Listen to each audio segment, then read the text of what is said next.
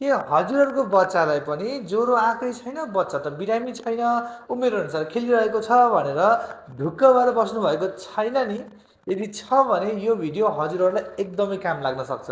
त्यो सिलसिलामा आज एउटा सत्य घटना लिएर हजुरहरू सामु फेरि पनि उपस्थित भएको छु।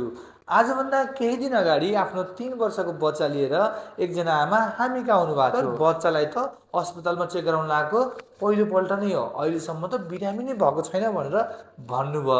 खुसी लाग्यो, यस्तो राम्रो मम्मी बच्चा त बिरामी नै परेको छैन भन्ने कुरा गरे। तर अरू कुरा खोतल्दै जाँदाखेरि बच्चामा केही अन्य समस्याहरू पनि थियो।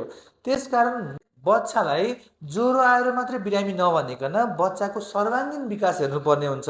कतिपय आमाहरूले आफ्नो बच्चालाई बान्ता बेला बेलामा गरिरहेको हुन्छ, उसको त वेटै बढेको छैन, अरू सबै ठिक छ, एकदमै एक्टिभ छ, तर पेट दुखेको बेला बेलामा भनिरहेको हुन्छ, बच्चा स्कुल जानै मानेको छैन, बच्चाले छिनछिनमा पिसाब फेरिरहेको छ, अरू सबै ठिकै छ तर ओछ्यानमा पिसाब फेर्छ, अरू सबै ठिकै छ, बेला बेलामा खोकी चाहिँ लागिरहेको छ, नाकबाट सिगान चाहिँ बगिरहेको छ, उनीहरूको बोली राम्रोसँग फुटेकै छैन, उनीहरूको खाना राम्रोसँग खानै मान्दैन, बाहिरको जति पनि खान्छ।